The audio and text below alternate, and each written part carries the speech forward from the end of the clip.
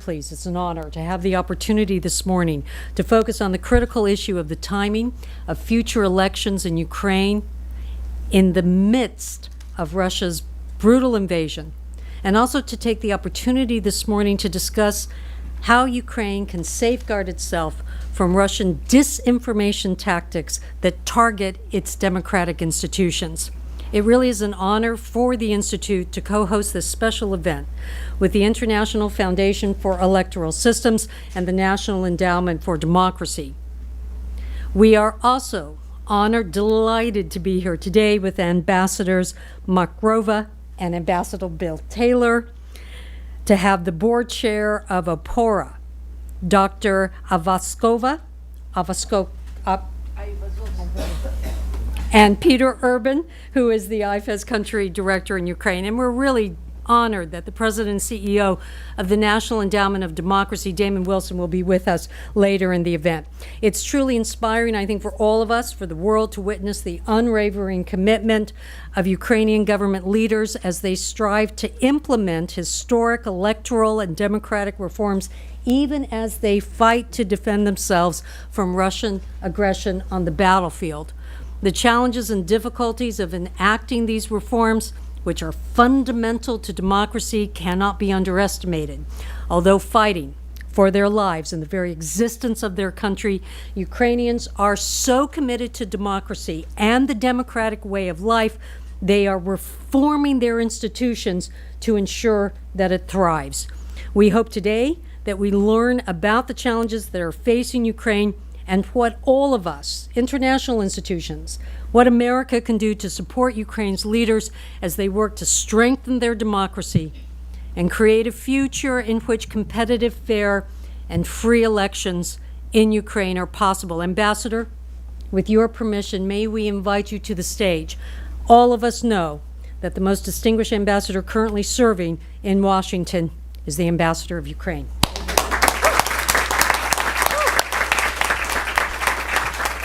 Thank you. Thank you, Lisa. You are too kind. First of all, thank you very much to the Institute of Peace, to NED, and to IFES. And not a lot of people know this is where I started my career a long time ago, at IFES. So to putting together this very timely event. And I will try to be brief and just tell you why I think it's actually very timely and why it's important to talk about it now, and what do we think about electoral process, when are we going to have it. I also want to acknowledge, before I start my remarks, that we have with us Andriana Susak, our veteran and active duty soldier. It's because of her and people like her, men and women who are on the front lines defending our freedom now, we can actually be here, discuss it, and do what we do. So thank you for your service, Adriana. So why is it on the 610th day of war we are gathering here to talk about elections? Well, first is because this is what we are fighting for. We are fighting, of course, for our independence. We are fighting for our loved ones, for our homes, for our territory. But we are also fighting for democracy. And we are fighting for the ability to be able to choose who we want to be in the government and to change these people on the regular basis. And this has been at core of Ukraine's fight during the past 32 years. So we had not only worked tirelessly to have free and fair elections in our country, but if you will analyze any revolution that we had, from the revolution on granite, which was for independence, to the Orange Revolution, which actually happened because our choice was stolen from us. It was not even because of one or another candidate. It was because we knew that this is how we voted, and the state tried to steal the choice from us. And actually the revolution of dignity started when, again, our choice to join European Union, to choose those values, was stolen from us. So it's very much deeply ingrained in Ukrainian genes and in our political culture, this craving for not only freedom, but also for democracy. So that's why it's important that, you know, we are fighting for democracy, we are the front of democracy, and democracy is very important for us. And free and fair elections are a very important element of democracy. Now, the second part of remarks is, are we going to have elections now? Because if there was no full-fledged war, and we were in situations where we were before 24th of February, we would be just days away from the 29th of October, which would be the date when all Ukrainians would go and vote. But we are in a full-fledged war. And in this war, where not only the war is going on all territory of Ukraine, the aggressor occupies right now more than 20% of our territory. There is active combat. There are more than roughly 1 million people in the armed forces, in and out. There are more than 12 million of internally and externally displaced people, out of which more than 6 million are still outside of Ukraine. There are so many people that are abducted by Russians, kidnapped, not only our children, but also. So in this situation, can we have the elections? Well, definitely not if you believe in free and fair elections. That's why our constitution is very clear on the fact that during the martial law, which is introduced when the full-fledged war is started, the elections are postponed. And we are not the only democracies who are doing it this way. If you will look at the history during the World War II, both France and Great Britain had to postpone their elections until the victory, because there is no way you can actually have people campaign and get a fair representation and fair chance at being elected. You cannot provide people safe way to go and elect other people. You cannot provide the credibility of the process during the war. That's why the sham referendums that Russia is conducting in 2014 in Crimea, or in 2022 and 23 at some other territories of Ukraine, they are what it is, sham referendums, and it's not an electoral process. But why are we talking about it now? Because as with everything else, of course, the priority number one is to win, and to win the war. And that's why, the priority number one is weapons and financial support to Ukraine and more sanctions and isolations to Russia. But we also are thinking already how to win the peace. And that's why we're conducting all the reforms. That's why we're doing the reforms in judicial system and anti-corruption and the regulatory and other economic sector reforms. Because we know that in order to be able to win after we win the war, in order to be able to attract the business to come, in order to be able to be open as an economy, as a society, for everyone to join forces in rebuilding Ukraine, in order to be able to deliver to our people, we have to do it now. We have to prepare for that. We have to conduct the reforms now. And the same is true about the election. We cannot rest until we win. So yes, the elections are going to be when we can ensure the free and fair elections, but we should prepare for it. That's why at the embassy we are doing a lot in updating our registries and trying to get in contact with everyone who came here on different programs, and it's the same throughout the embassies, throughout the general consulates. That's why the Electoral Commission and the Parliament is working on whether we need to update the legislation. That's why we need to discuss what do we need to do better, how do we need to restore the process after we win, so that when that happens, and we have no doubt that we will win, we are prepared, we are ready, and we will continue as a European democratic country, hopefully soon member of the European Union and NATO.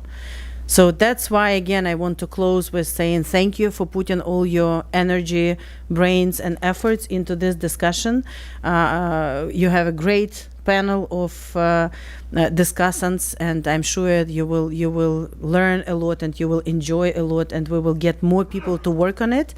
But let's also, if I can walk away with one message, is in weapons is what we need for free and fair elections now. It's the most critical need right now in order to be able to win faster. And if we can do that and we can liberate our territories faster, then we can move from discussing on how we will do it to actually doing it in the future. Thank you very much and have a great discussion.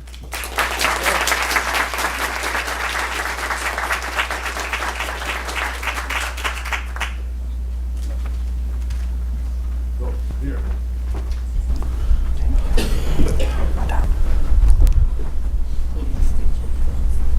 Olga, Peter. So thank you all very much for being here with us. Ambassador McCarver, thank you. Great introduction. You've set the stage. Lise, thank you very much before you head out. This is a great start, and we're looking forward to Damon's remarks at the end here. So, and we're looking forward to having your conversation. Just as the ambassador said, this is an opportunity to talk, the opportunity to ask questions, make your points. Argue. This is what we do here. We have this kind of discussion, and we'd like to have other points of view. So the ambassador described why we're here. Elections in a wartime. And so we know what Peter Urban thinks about elections during wartime. We probably know what Olga thinks about elections during wartime, because they're in print, they're on record. However, I'm going to turn the tables on them just to start us off. Why are we here? Why are we having this conversation? Who says we should be having, that Ukraine should be having elections during wartime? Why is this issue on the table? What are the arguments that people use? Peter, I'm going to start with you. I know what your beliefs are, but put yourself in the position of someone who's saying, there's a democracy. Democracies have elections. So you know what they're arguing. And I turn to you first because the international community has made this argument. Olga, I'm going to ask you the same question because there are probably a couple of Ukrainians who are, pushing for elections as well. I would like for you to make those arguments in favor of this. So, Peter, start us off. Okay, I think in favor, we must first look at the fact that it is only a very few that have made these statements. They have made them very loudly, and they have created who's making storm. Let's not name them. I think we can know. I think we know who said it. But I don't mind saying that Tucker Carlson did spend 2 of his podcasts on this. There you go. And laid out his argument for it. But let's just say there are relatively few that have said it, and it's really important that Western, I should say, friends of Ukraine have made it crystal clear that they have no pressure on Ukraine to hold elections or not to hold elections. They have said that Ukraine will hold the elections when conditions are in place for free and fair elections. And that's basically the line by the real official friends of Ukraine. But it has not prevented this entire discussion from unfolding. And the reason is that some argue that both Parliament up for elections this month, President up for elections in March of next year, needs to be re-legitimized in order for Ukraine to prove that it is still a democracy and that it's not sliding into authoritarian tendency, centralization of power. That's one of the main arguments that we've heard. Another argument has been, admittedly, that next year there's elections in Russia and Putin might be re-elected in what I would also call sham elections, and that Zelensky might need to also be re-elected for those 2 leaders to be held up to each other. I think we can all agree that that's a ludicrous argument, but it is another one which is being made for Zelensky to be able to have that renewed and prolonged with 5 additional years mandate moving forward. So there have been, I'm going to come to you, but you're right, there have been people who've shown up in Kyiv, have had meetings with the president, have come out, and these, I will say, Peter, because they're in Kyiv, they're supporters. They're supporters. I mean, they want Ukraine to win, just as the ambassador said. And they're convinced they will, and they're going to help get the weapons that the ambassador's talking about. So I'm talking about senior U.S. government officials from the Senate. Let's just be clear. One. And so what's his argument? What is he? Why did he come out and you're not in his head? But why would someone come out and say that kind of make that suggestion? Well, he basically said that Ukraine, to prove that it's a democracy, needs to have its elections, even if during wartime. That was the statement. He made it twice. But again, I do think that if you look at this in a more nuanced manner, the statement is correct insofar that Ukraine must have its elections. The ambassador said so herself. But for those to be legitimate elections with credible outcomes, there needs to be different conditions than we see right now. And I think, in fact, it was impressive how the ambassador laid out the issue. and pointed out the reasons why elections in the current state of war is very, very difficult. We're going to come to this. We're going to come to those arguments. So I'm sure we're going to get to those. Oh, so Ukrainians. There are a couple of Ukrainians. You've talked to them. Several people in this room have talked to them that say, yeah, we should have elections sometime soon. And they make the same argument that Peter just made. That is, we're a democracy. We have elections to choose our leaders. Mm-hmm. Making this is not your case, I understand, but making their case. How do they make the case that we should be talking about this election? So first of all, I know names of Europeans and Americans who promoted the idea to have elections during wartime, but I can name leaders of Ukraine, and when we speak in opposition, civil society or ruling party, which supporting publicly for having elections during wartime. And this is unique moment for Ukraine because there is consensus between society and politicians from different camps do not have elections, but working on the preparation, because opposition looking for opportunities, they will not have any resultive process for them if elections will have during half a year, because it will not be competitive, they will not be ready to participate. The same or not the same story for president, because he may have profit benefits from early elections next year because his rating is very high. But what about parliament? Parliament is under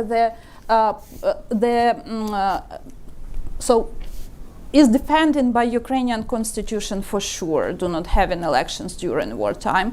And that's why president as a leader doesn't need to have re-election just for himself. He needs big group of politicians which will support him in parliament. So it will not be very useful for him personally too. And civil society is on the side of the details. Devil is always in details. When we are speaking about formal voting, of course, Russia had and will have elections. Belarus had and will have something like elections. But we don't think that they are democracies, yeah? And that's why voting is not about democracy. That's why civil society don't want to use double standards during wartime for having free and fair elections. We need free and fair. We don't need just election, just voting process as USSR had. And that's why we are working on agenda, how we can promote and support democracy without formal voting even during wartime, because we have a power. And there are many NGOs representatives, and Adriana here, and she was a civilian many years ago, but now she is servant to her country, and such people as she is needs to participate, not just for formal voting process. Maybe she will be political actor very soon. Maybe she wants to promote the security and agenda for defense system in Ukraine. And this audience in parliament, why she can't participate as a candidate? Because she has another priorities now. She needs to serve her country to defend the territories. That's why my short answer after all of these sentences, we have unique moment with consensus between separate groups which are thinking how to build democracy during wartime and how to have free and fair elections when it will be possible. Oh, thank you. That was a great response and a good introduction. Let me recognize again and ask Adriana, Sister Arakta, you've been introduced twice now, Adriana. Senior sergeant serving in the Ukrainian military, joined in like 2014, wounded last year. Amazing. No, I won't go into the details, but Adriana, we're very pleased to have you here, honored to have you. And you please. There you go. Richard, thank you. I will say please. Thank you very much. I'm Adriana Rechtel. Let me introduce myself. I was not born for war, and I was not dreaming about military career, but in 2014 when Russia invaded Crimea and occupied Donbass, we were just the activists on Revolution of Dignity, and we were fighting on Revolution of Dignity for freedom, democracy, like for future of Ukraine. And almost all the activists from Revolution of Dignity, we joined the armed forces of Ukraine on that period of time, and we were like moving to Luhansk and Donetsk region. And you know, it's we are talking now about democracy, but about voting. And my first experience of voting on the front line was in 2014, when the presidential election was on 25th of May. We captured 13 Russian guys with gun. They were just moving to the polling station and beat people and take the bills. And it was like our first operation of military civilians on that period of time. And it was very interesting because on that presidential election, the activists who were fighting for democracy and best future for Ukraine were on the front line after revolution, and we were not voting on that period of time, but other people have. Now 2022 changed also the same situation. Almost all the public speakers, civilians, like activists, are now mobilized to armed forces of Ukraine. And 2 days ago, here in the United States, I read Principles Before Politics. Our principles of armed forces of Ukraine is to save democracy, to protect democracy, to make democracy live in Ukraine, and then to make the chance to blooming and to have a future for democracy in Ukraine. Now the situation on the front line is very hard because the first line is burnt, heated. Russians heated not only military, like the first line of fighting, but also civilians, building hospitals and others. And I can't even imagine how we can vote on the front line and how civilians can vote on the front line. Now, activists are on the front line, their families are refugees in different countries, and these civilians will not gather for voting because they are afraid, because Russia uses cruise missiles to hit the houses or the places where people gathering. We saw this just a few weeks ago in Grozny, in Kharkiv, where they hit it, where the funeral was, and it was like every third person of the village. Yes, we can speak about digitalization, but you know, internet or Elon Musk, they gave us this Starlink, they are not working on the first line or front line because it's forbidden territory for Starlink, and we are without internet and without connection. We military today in Ukraine, the highest rank of hopeness of civilians are for military forces in Ukraine, and if military will not have a chance to vote because military are fighting for democracy, then what's the meaning of democracy in Ukraine is? And military are activists. Military are going to fight not only on the front line, but other in advocacy campaign, in reform sector, and others. As before 2022, after demobilization in 2014, I became an activist in Ukraine. I became a chairwoman of Ukrainian Women Veterans Movement. We changed legislation giving an opportunity for women for equal rights in military service. We also were in the peace building processes. In 2018, it was the first time when I've met with women from occupied territory in Turkey, and we were talking about peace, about democracy, and I can say that occupied territory, it's not about democracy, it's not about freedom, and it's not about the chance given even to speak about principles of life, rule of law, or something that democracy deals with. That's why I'm asking to support us in fighting for democracy now. And then we will give a chance for democracy to live in Ukraine. And you gave a chance for us, for activists who are now dying for this democracy, just to be the part of this democracy. Thank you. Thank you.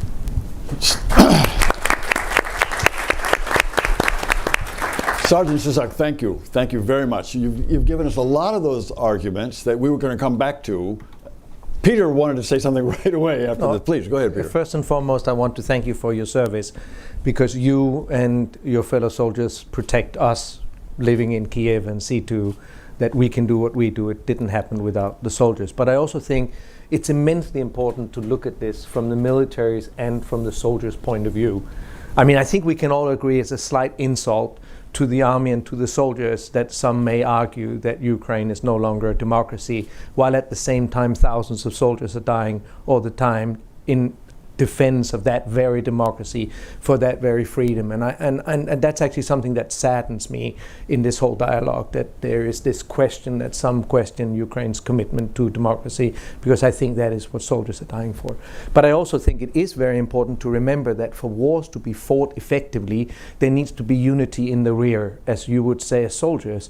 And one big issue with holding elections and electoral processes is it is incredibly messy in all democracies. It means that politicians turn their attention to win their campaign, to win their seats, to do political campaigning. It interrupts good governance, it interrupts service delivery and so forth. So I actually think that from the military and the soldiers' point of view, it's a reasonable request that there is quiet in the rear and that there's unity and support for the fight that happens on the front line. I would think that if there was parliamentary and or presidential elections, this would be a very, very difficult period also for the soldiers, who needs the rest of the population to be united behind them. So I think this is an important argument, and in fact we owe that to you and to other soldiers in Ukraine.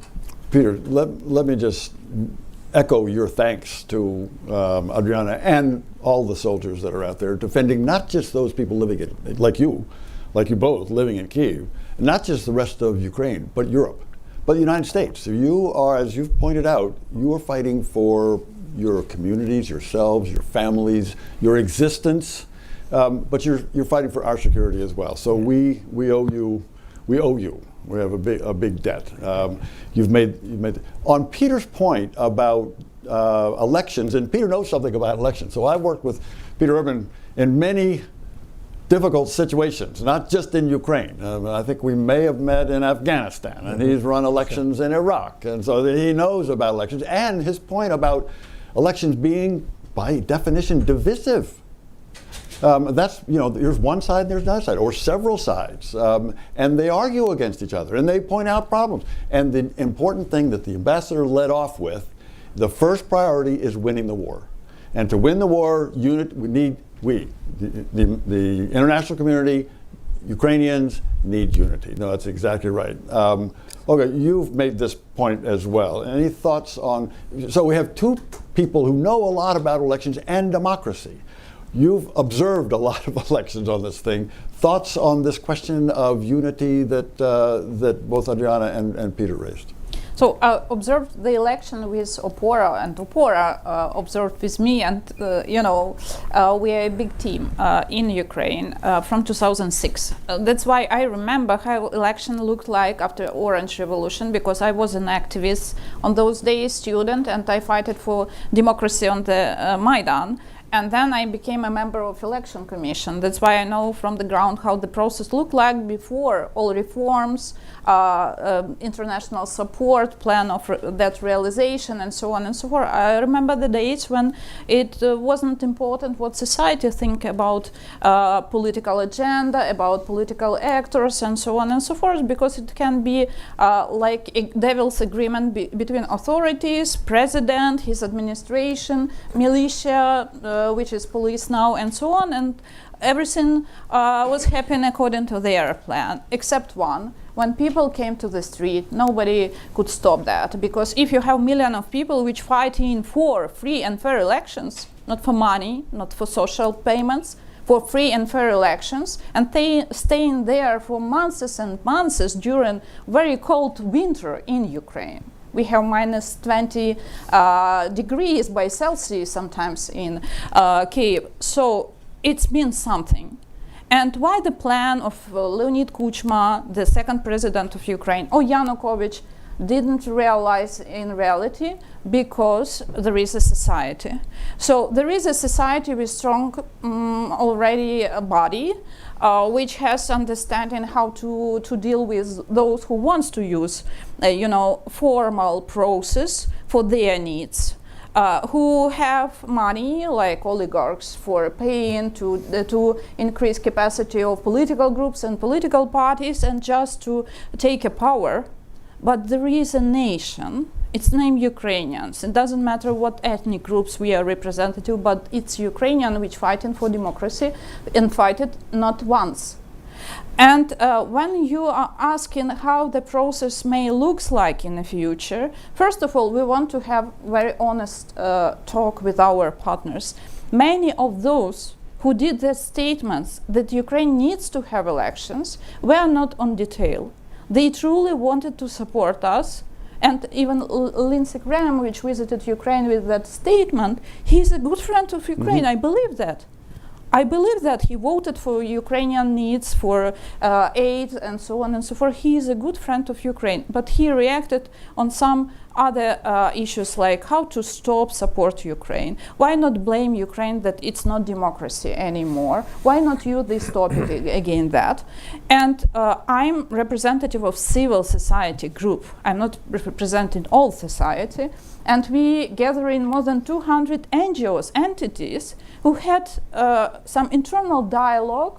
What is our list of argues? Why we need to be honest with the friends which want to support Ukraine, but sometimes moving a step back from their reality. So, and the first argue why we presented the statement from civil society, I believe it was powerful, that when you don't have any predictability about security, and nobody can guarantee that these territories or that polling station will be under the security guarantees, who can start the process? If you don't know how to the end of the process, you can start, because you waste time, money, lives, and at the end you will delegitimize branches of the power which still in their offices, so-called new elected groups, because the level of turnout will be very low. If Russia will organize full-scale attack, ballistic attack against Ukraine during one day, turnout will be 5–10% for sure. We try to organize event roundtable in Sumy, Oblast Center, very close to the border, and the problem is then when alarm is happening, it means that everything done, because it's so close to the border that, first of all, rockets are targeting buildings as civilian infrastructure, and then alarm is ongoing. So what about that? What about people's life? Adriana mentioned that village. 30% of members of community were killed by one rocket, which was targeted to this building. because those relatives with Russian special groups knew that people will have a meeting there.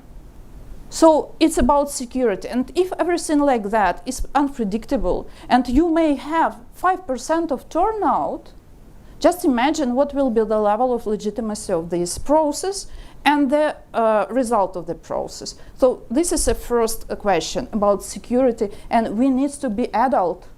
We can't be a child that everything may happen in a worst scenario, according to the worst scenario. So the second question is about legislation. So unfortunately, we are not ready. We have a great developed electoral court, not perfect, but we worked very hard on it for 10 years. I'm a very old person. I remember each of the meeting of this.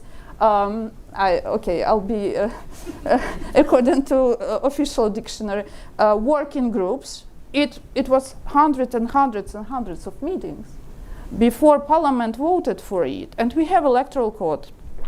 But good luck, you can't organize during wartime or post-war election according to civilian legislation, because first of all you have to think how to develop process with all protocols about security first, then how to emerge the process if something will happen according to the worst scenario. But for post-war elections, we need to change everything because we have so many people abroad, we have so many internally displaced people, we have million of soldiers now which are serving. My husband is there, his brother is there.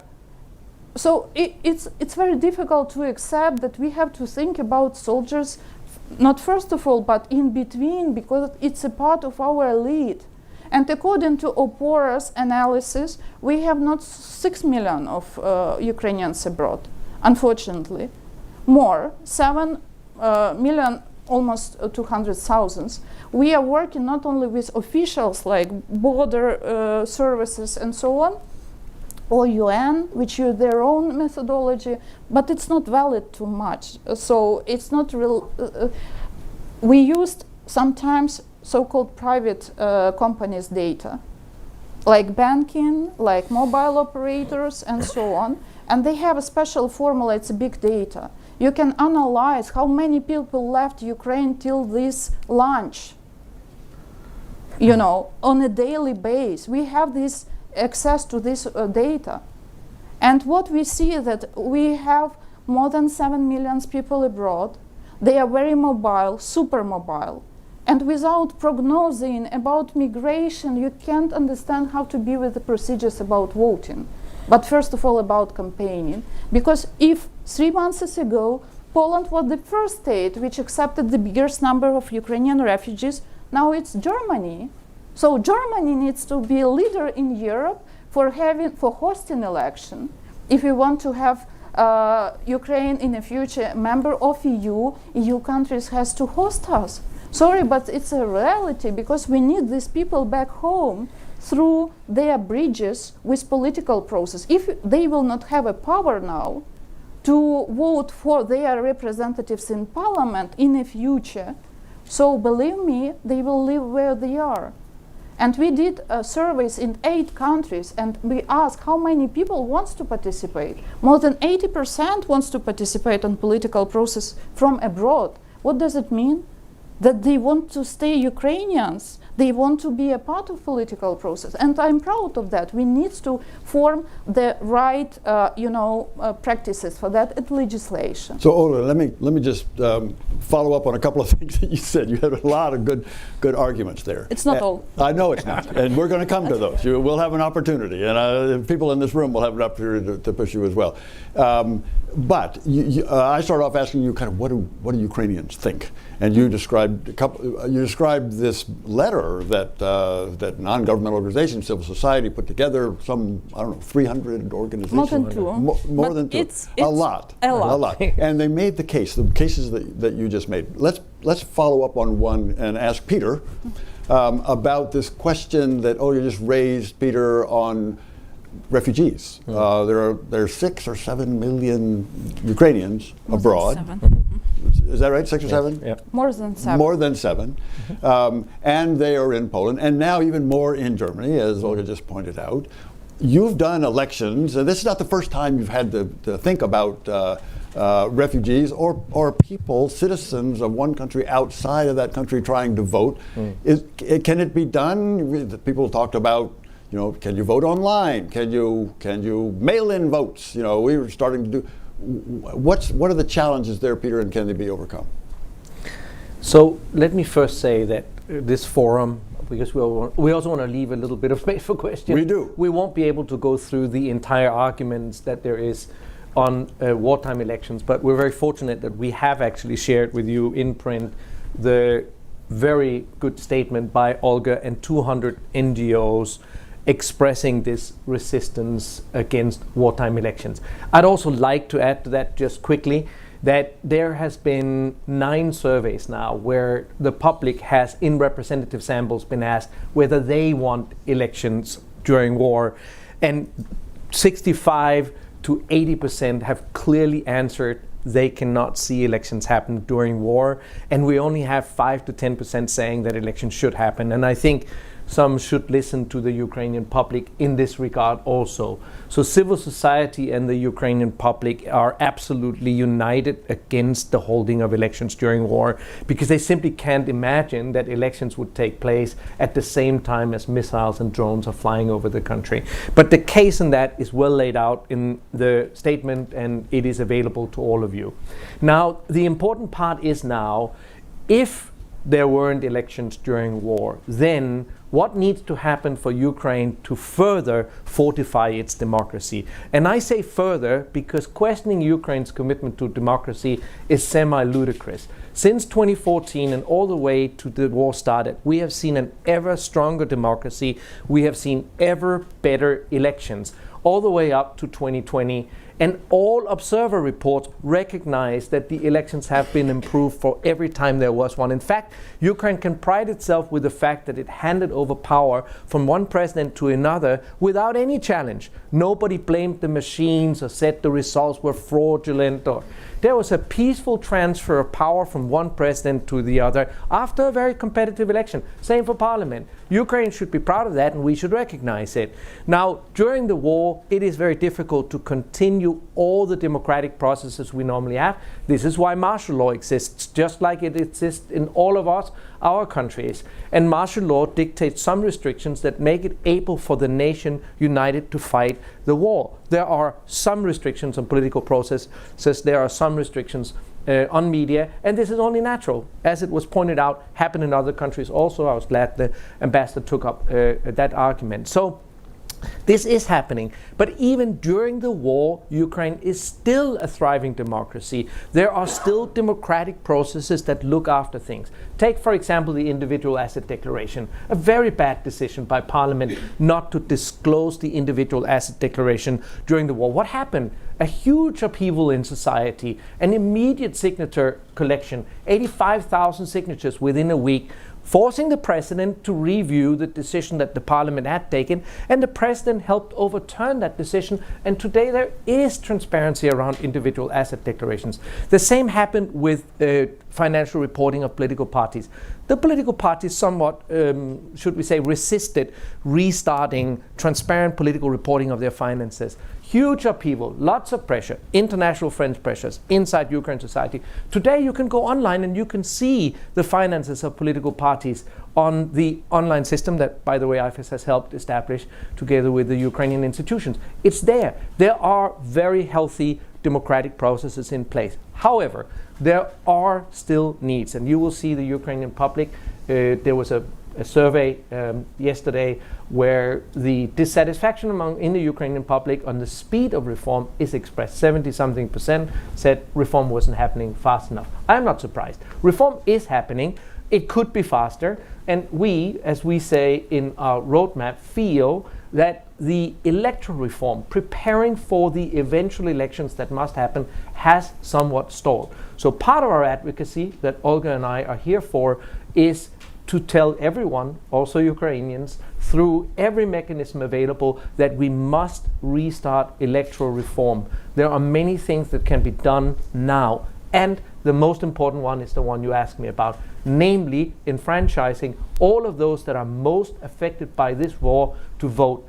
That includes the 6 to 7 million Ukrainians abroad. It includes millions of Ukrainians that are displaced inside Ukraine. It includes soldiers that we would also like to have a possibility to both run as candidates and to vote.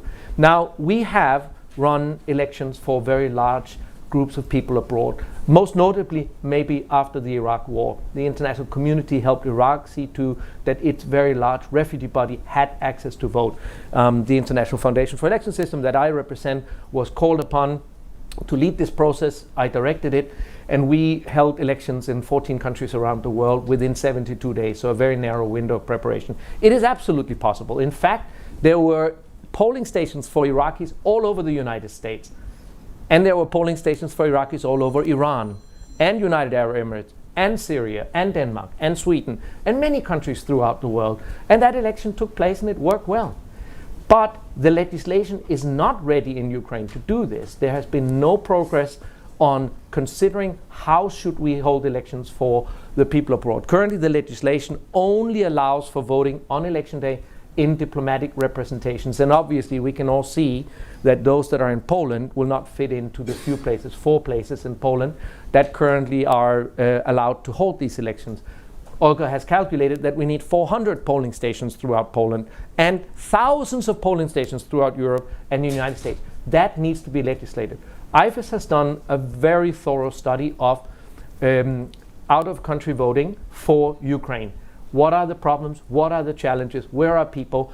What methodologies might be available to allow these people to vote? We have made recommendations, but we have not told Ukraine, as we shouldn't, which of these recommendations to take. We need Ukrainian elites to refocus, restart electoral reform, and answer a range of issues, including the biggest of all, how we make people that are displaced vote. This is also why Olga and I, last week, in preparation for this visit, released our joint roadmap, which lays it out very clearly what are the main things that need to happen for Ukraine to prepare for the best possible elections when conditions allow. And these should be elections, the ambassador said it well, that are least disruptive of the fundamental rebuilding of Ukraine that must take place. Elections in the middle of rebuilding a country after war is a very, very difficult thing to do. So we need to prepare well. So what we call upon Ukrainian elites to do is to restart and work hard on getting ready for these elections through electoral reform, including legislation that allows for Ukraine to vote all over the world. Thank you both. One last question for me, and then to the people in this room who've got questions about these elections. Some of the arguments are that, well, in the United States during World War II, you knew this was coming. Mm-hmm. We had elections. Now, they don't say, but we can recognize that in Europe, they didn't have elections during World War II because that's where the fighting was. Now, that's probably part of the answer. But what do you say, Olga and Peter, both? You may both have views on this when they say, well, the Americans had elections during World War II. Why don't you have them in Ukraine? World II happened many decades ago. So, and we have more challenges that we had before. It's about soft power, it's about cyberspace, it's about physical insecurity and so on. But sorry, you didn't have rockets and ballistic attacks here in the US. That's why it's not the case at all. Even in UK, it was like political consensus, do not re-elect all parliament, and they had the same parliament for 10 years. I don't want to have the same parliament for 10 years, but I have to serve my democracy to have their realistic, active political process when parliament will play a role. Not will be just a puppets of someone without any capacity to build democracy in Ukraine, to promote programs and solving the issues with post-war Ukraine. And I don't want to have uncompetitive presidential election because president will win for 100% if elections will happen next year because of high level of support him personally, because of unity of nation, and so on. But it doesn't mean that it's a good scenario, because I believe that through political competition, he will have a right to use this mandate during the next 5 years. Without political competition, he will take all responsibility about win-win story, about losing the territories, about losing the lives. And then people have to say, are we going to give him more 5 years in office or not? So if presidential elections will happen next year, we will have the same president for 100%. And I'm not sure that it's about debates, discussions, democracy, and so on. That's why what's happening in Iraq, Afghanistan are very important as a cases. But Ukraine became electoral democracy with the same level of the capability as very well developed EU countries. According to the Economist ratings, Ukraine has a higher score than Poland, Hungary, and many other EU, not many, but some other EU states. So what we had as a strong position in Ukraine, comparatively to a rule of law issue, that we had political competition when nobody has all power, because they knew that people will be active for sure. When Kuchma, Yanukovych wanted to stolen the right of people to have influence, because elections is about influence. It's not about ballots. Let's be honest. When they tried to stolen this right to manage the story, to manage the country, people came to the street. And I believe such personalities as Adriana, we have millions like her. So she may be died a few months ago. She has her health issue now, but she was participating in liberation on Kharkivska Oblast, when all of us, all of our partners, were happy that Ukraine liberated huge territories during days. Absolutely. Now Absolutely. So we have to understand. Yeah. Let's try to use that cases which relevant to our situation and 21st century. Exactly. Peter, anything to add on that? Then, No, if I and then yield- as soon as you finish, then we'll go to the... Let me yield to the audience. It'll yield to the audience. Okay, very good. All right. Questions for Olga, for Peter? Yes, ma'am. So introduce yourselves, address it to one or the other, and we'll go from there. Do you want a mic? Yes. Thank you, Ellie. Yeah. Hello, my name is Dr. Irene Gonzalez. I am CEO from CIFAI. And my question is the following. Based on media, reputable media such as the New York Times, the Washington Post, they are reporting recently that there is a group on the military with people that are from the ultra-right, that now they are joining Ukrainian forces, military forces, to help in the war. My question is, this is very important because this is the ultra-right, it's when there is a extremism in the type of politics and so on. So how, if there are elections, they are helping with the war. So are they going to be excluded? Are they going to be part of that? Or is this a way for them to push into their political thinking by helping in the war? It's kind of... It's a good question. It's a good question. Yes, please. Olga, you want to I answer have that? an answer because Yeah. I'm listening to this question from 2014. It's not new. And it was used by Russian propaganda many times, that Ukraine is nationalist society, we have so strong support fascists, we have so strong support of far-right groups and so on.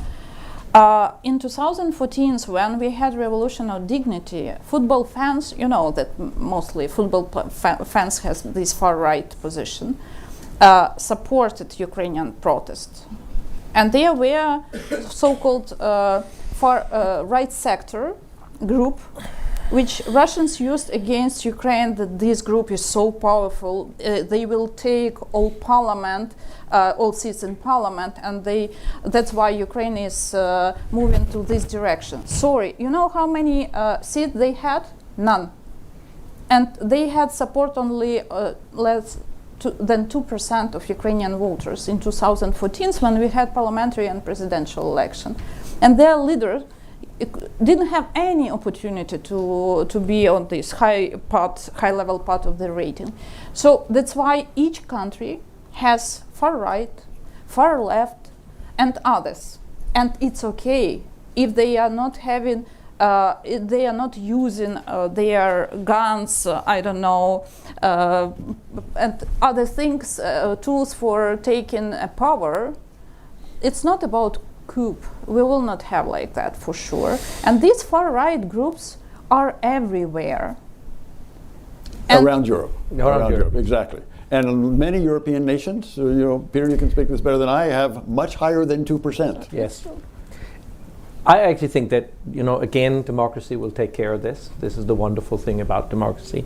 I don't think that the far right has a very significant stronghold in Ukraine, far less than in some other nations within the European Union itself. And I think that Ukraine will be perfectly able to handle that.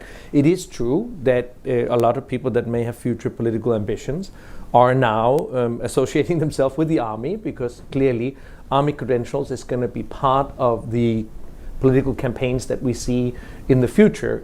So there is that association, and the far right is not alone. I mean, a lot of people are joining the army now for all the right reasons, and it will certainly be a very strong part of any campaign that they may lead in the future, and that's good for them. I mean, I have no issue with that at all. Of course, many Ukrainians are looking at some of the current army leadership and asking themselves, once this war is over, might they retire and consider a life in politics? They have not said so, but this is something that's part of the discourse. But that's all a good thing, as long as it happens in a legal manner. And a very important part of that when it comes to the army is, of course, that the army can only participate so much under the legal framework that Ukraine has, which is vanilla and similar to the legal frameworks we have. We want the generals to focus on winning the war now. Which they are. Which they are. And absolutely are. And then politics can come thereafter. Absolutely. Okay, I'm going to go to this side here and coming back. Yes, ma'am. Thank you so much. My name is Sandra, and I'm part of the Learning Evaluation and Research team here at USIP. I'm very convinced by the argument that to re-legitimize in times of conflict, in times of war, is to really delegitimize, because you can't have a free and fair election.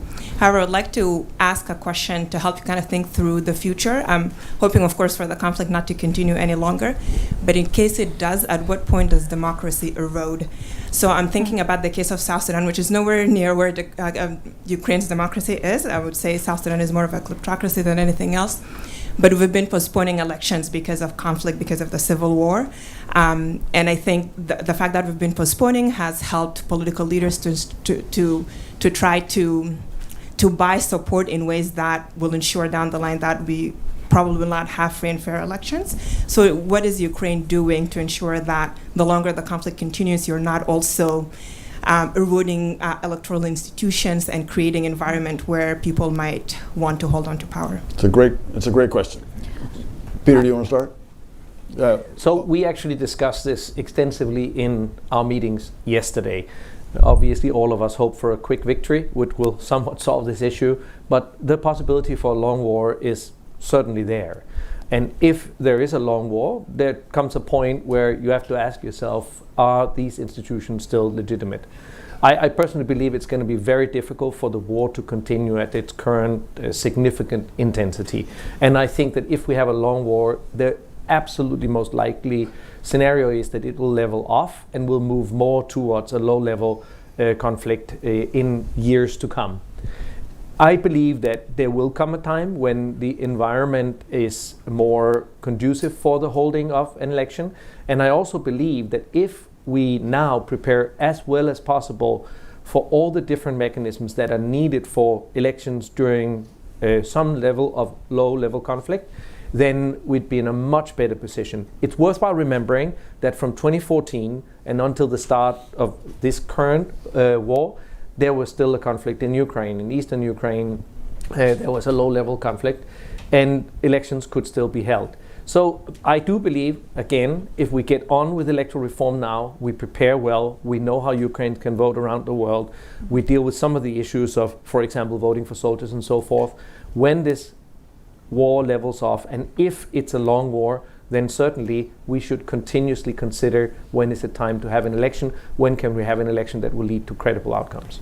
So I have to add that it's a good time for having reforms, for sure. More than 86% of Ukrainians wants to be a member of EU, wants to see Ukraine as a member of EU.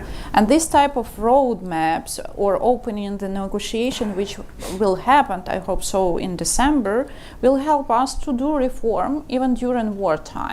And let's talk honestly that we need influence, we need safe and defense influence of society. We need developed judicial system for sure, because it's about everything. It's about how to manage the state according to constitution, even during martial law period, without any misusing of this source of power. And we have to speak about freedom of speech, about human rights, but opening the negotiation for Ukraine about membership in EU is a very strong tool, because none in Ukraine will step back when we are speaking about society, about this part of the future of Ukraine. We did a survey, I have to name 3 points which are not negotiable at all from the side of civil society if we will have so-called peace talks with Russia.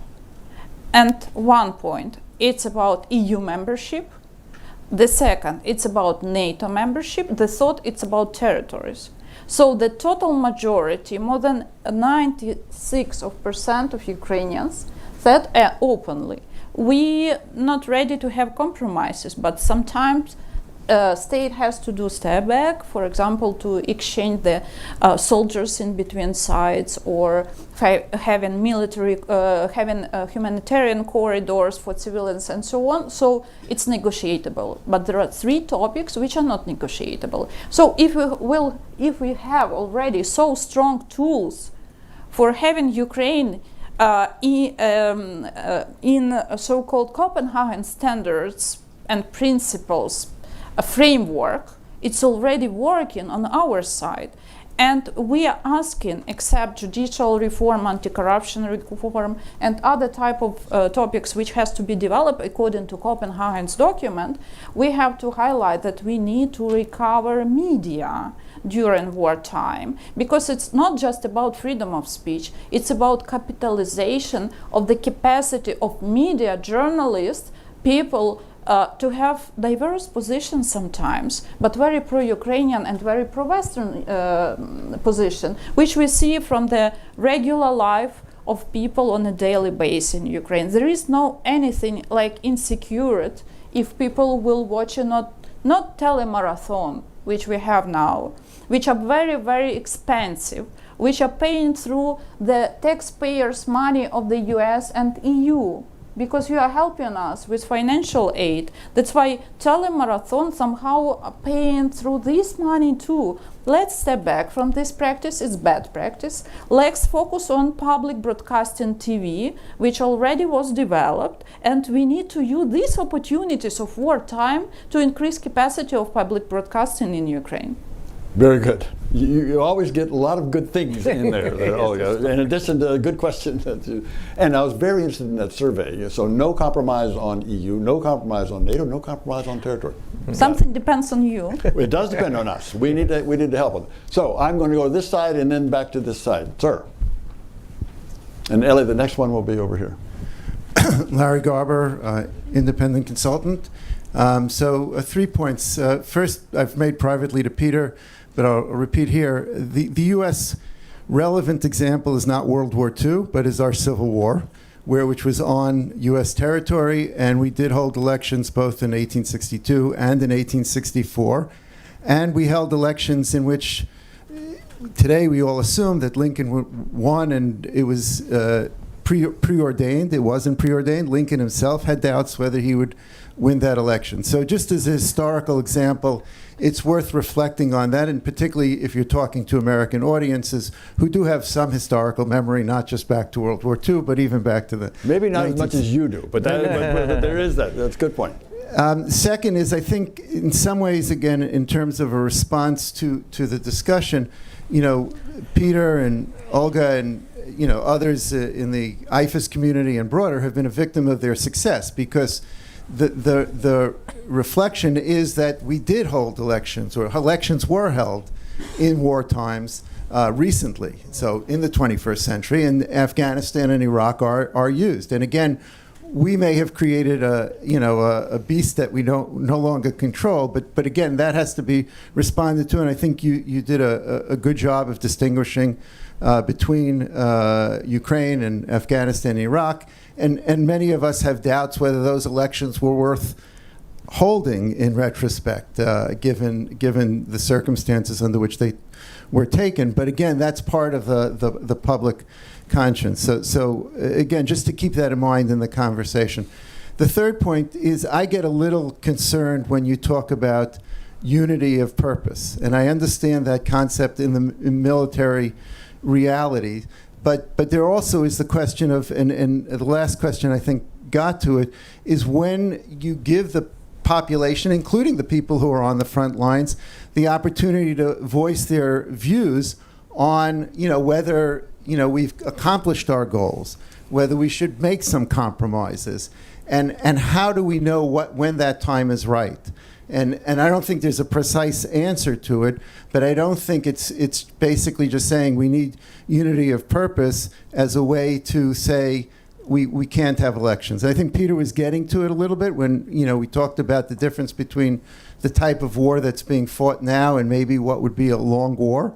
But I think we need to have specific conditions for when we would say, yes, this is transformed from a context in which we don't think elections are wise to a time when, elections are maybe necessary. Larry, thank you. Even during war. Very thoughtful points. Any comments? Why don't we you want to take some more? thank you, That's Larry. good. We'll hang on to those. It's very good. Good.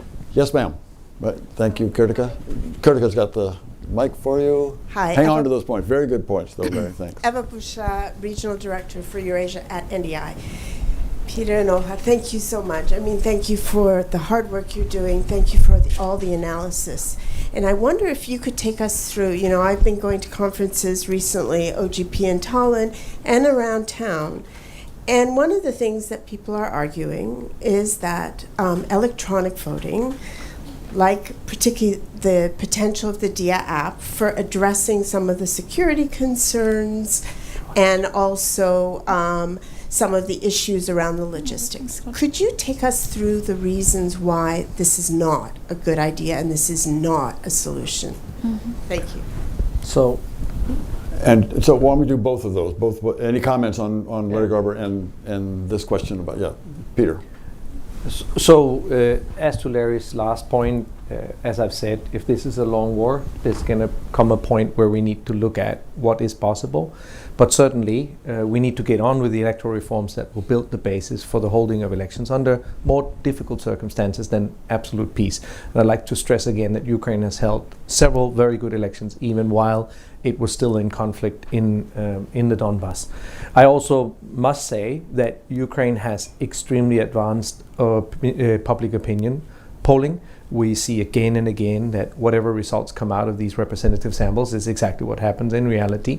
So this is a very developed environment, not like some of the other we worked in.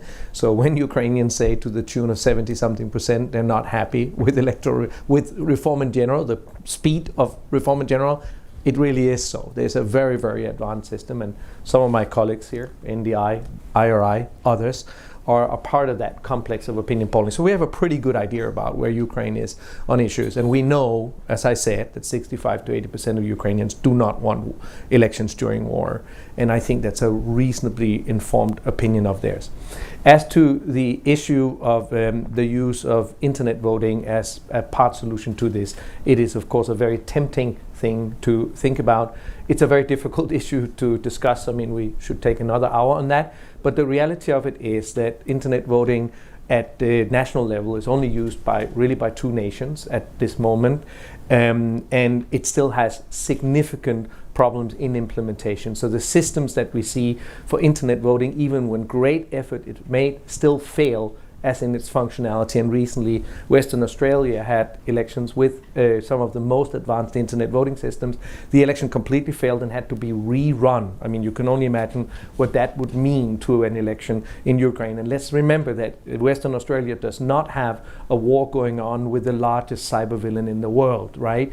With an industrial complex of hackers that will do everything they can to destroy the system. So firstly, functionality-wise, there's still some way to go on internet voting. Secondly, vulnerability of all sorts, all the way from technical vulnerabilities through to vulnerabilities to disinformation, meaning that Russia will do everything it can to undermine the use of internet voting and to sow doubt about the process and the outcomes of this. This is very important.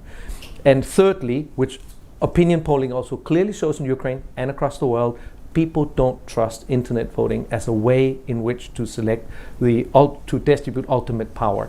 So the trust issue is still a very, very big issue. And even the Ministry of Digital Transformation, Minister Fedorov, who I have talked to repeatedly on this issue, acknowledges that within Ukraine society, there's still great doubt about whether internet voting would be a safe way in which to elect leaders. Now, Ukraine has done an amazing effort on DIA. They have accelerated e-government like no one else and under very difficult circumstances. There are other countries that have very good e-government, but DIA certainly has gotten a life of its own, and they've been extremely good at promoting it in Ukraine and abroad. But still, the demography of people that sign up for DIA is still relatively young, and there's not full implementation of DIA at this point. So not everybody is on it. It's a government-controlled system. It has been developed by elected officials who may themselves have political ambitions. And I have to say that I have great faith. I think the Minister Fedorov and his ministry have done amazing things, also in the battlefield. But when elections happen, often before the election, we see everyone agreeing that new technology is great. But for all elections, more than half, often 80 to 90% of candidates lose the election. What do they turn around and blame for their loss? Their lack of popularity? No. They find the weakest points they can attack, and what is it? Often electronics, voting machines, internet voting, and so forth. So internet voting is extremely vulnerable to accusations by those that lost. And I assure you that Russia is aware of that and will do everything they can to fuel the fire. Brick and mortar, paper election is much safer on that. And Ukraine has been very good at conducting traditional elections. So I personally think, and we have stated this together, by the way, we have a public statement against the use of internet voting from before the war. It's still 100% valid, that public statement, and it lays out the case on why it's difficult to use. Ukraine should not be the testing ground for technologies that still need to mature further, especially considering the difficult circumstances that there is and the enemy they fight against. So, Peter, you said there are two nations that have tried it and one failed in Australia. No. I mean, the two nations that are that have the most advanced implementation of it at the highest level is Switzerland and Estonia, both of which we talk to a lot. So IFES has provided the ministry with an international advisory group of the top experts in the world to help the ministry think through the issue of internet voting. And we have specifically visited Switzerland and Estonia and looked at their examples. And those that are involved in both countries also caution Ukraine against a too rapid implementation. Implementing internet voting is a year-long process with lots of pilots that needs to happen with absolutely no official standing, just tests and so forth. And it'll take a lot of effort to make that happen. By the way, the Ministry of Digital Transformation has told me that they are putting their internet project on hold because they're busy fighting the war. They are behind the army of drones, and if I could choose on any day whether the minister and the ministry would focus on the army of drones or on developing technology that other countries are not using, almost no countries within the EU uses internet voting, then I'd prefer that the ministry focuses on winning the war so that we have a democracy to have elections. Absolutely. Oh, you want to say anything on that?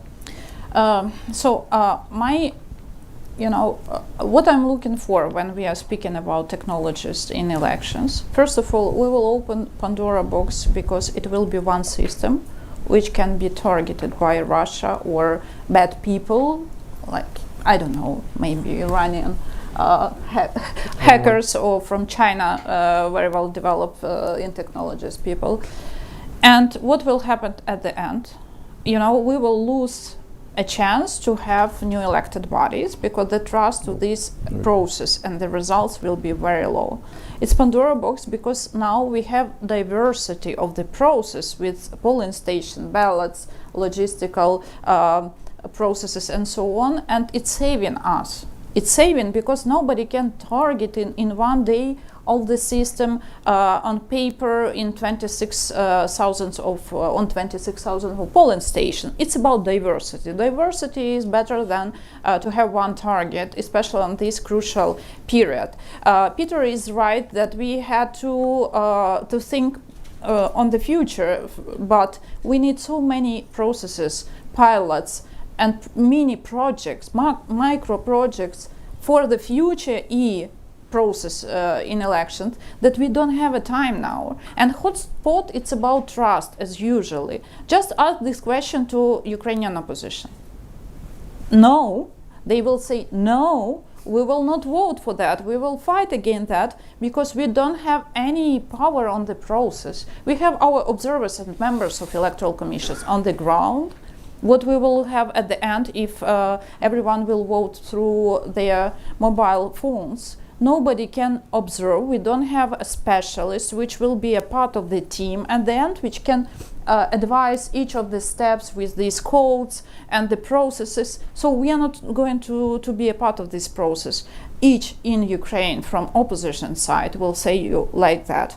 The problem is again that we can be a pilot for world because Estonia is very small. Sorry, I was observer in Estonia in 2007 when they had parliamentary election and they used electronic voting national-wide in the first time. But before they had many pilots. So, and the trust in Estonia to their government is very high. They didn't have experience of fraud. We had many experience with electoral fraud. Russia used electronic voting. So what? It's very difficult to understand what's happening on this shadow box because we see what's happening outside, but inside it's a huge problem. That's why electronic voting and e-voting is not a solution for us now. Just imagine when you here have hotspot and this very hot stage of political discussions and debates between in between political parties, and the question how this post-voting may looks like, who have a right to vote, how to register voters and so on, was very, very well known for us too. Just imagine when you have these hot discussions, propose let's vote through phone. I'm not sure that it will be acceptable for Americans. Let's not do pilots on Ukraine during wartime, because it will be even worse at the end. Well, and your question about civil war, I didn't observe that elections for sure, but I believe that we have, as a result of Second World War, international law and practices and documents on universal level, which now form the practices, standards and criteria for free and fair elections, for democracy, for human rights and so on. Before we didn't have it. So I believe it was a good point for that more than 200 years history development of democracy, but not now. We have a clear indicators. What does it mean good elections in Ukraine? It's about constitution, it's about big book named Electoral Code, it's about Copenhagen standards, it's about Venice Commission Code of Good Practices, and nobody had it before Second World War. Let's be honest, we are doing level up after that tragical history of the world, and elections what we have in the 20th century, 24th century are not the same as it was before. I heard that it was a problem here to have voter bribery. I read about that from the history. I'm not sure it's okay for now. True? And it's not okay for my country too. Let's be honest that democracy is developing each year, each century, and not take into account just processes which looked like elections, but from the perspective of 21st century, it's not relevant too much. Olga, thank you. Thank you very much. Because war was a norm for world on those days. So I am going to notice the time, and, and I'm looking forward to Damon's wrap-up here. Great conversation, a great set of questions, good answers on those questions. But Damon, as the head of the National Endowment for Democracy, we have IRI and NDI here and other elements of it. I'm very pleased that you can be here. Great to co-sponsor with you, and over to you. Bill, thank you so much. I'll be very brief, but first of all, Peter, thank you for the expertise that you personally, that IFAS brings to this equation to level set around what we see records around the world. Olga, for representing what is so critical here, the agency of Ukrainian civic groups, not just to wait for politicians and government to figure this out, but to lead on this issue. And you've got that track record of credibility behind it, Olga. And Bill, Ambassador Taylor, for your championing of U.S. support for Ukraine's democracy over time. Really, thank you. I'm going to close just by, we heard Ambassador Markarova at the beginning remind us that let's not lose sight. This is what Ukrainians are fighting for. So let's not get blinded by the reality right in front of us that Ukrainians are driven for freedom and democracy. Adriana said, coming from the front lines, that principles before politics. So we see civil society, we see politicians, we see diplomats, governments, international support groups agreeing. It's a mistake to think about this right now. We need to listen to you. We need to listen to that. It's not a black and white issue. It's an important conversation to be had. There are some legitimate discussions and conversations out there about this. At the same time, we also need to be prepared, be careful. There are those who do not believe that Ukraine should defeat Russia. There are those that don't support international support for Ukraine. And there are pretty sophisticated misinformation, Russian information campaigns that are looking for the weak points to leverage and cudgel against to undermine the support that is required. And this is potentially one of those issues. So it's important that we have an open, honest conversation. We face the reality of the issues, but we stay laser focused on what we hear from Ukrainians that have sacrificed so much for democracy.